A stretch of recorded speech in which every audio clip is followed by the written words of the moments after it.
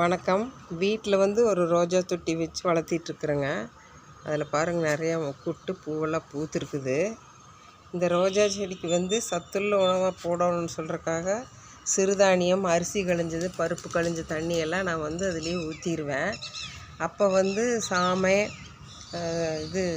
குதிரைவாலி, திணை இது எல்லாம் கழிஞ்சு தண்ணி ஊற்றும்போது இது என்ன சிறுதானிய செடின்னு தெரியல, நல்லா பாருங்கள் கருது விட்டுருக்குது. பாருங்கள், அழகாக கருது விட்டுருக்குது.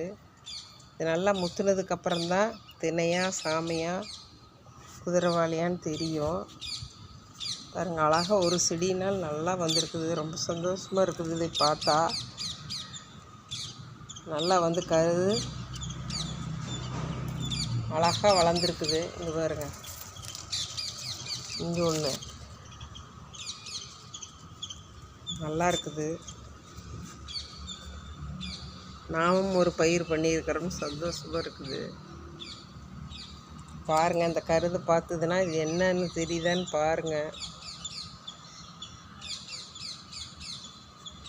சிறுதானிய பயிர். அருமை சுசி சமையல் ருசி பகுதியை லைக் பண்ணுங்கள், ஷேர் பண்ணுங்கள், கமெண்ட் பண்ணுங்கள், சப்ஸ்கிரைப் பண்ணுங்கள். நன்றி, வணக்கம்.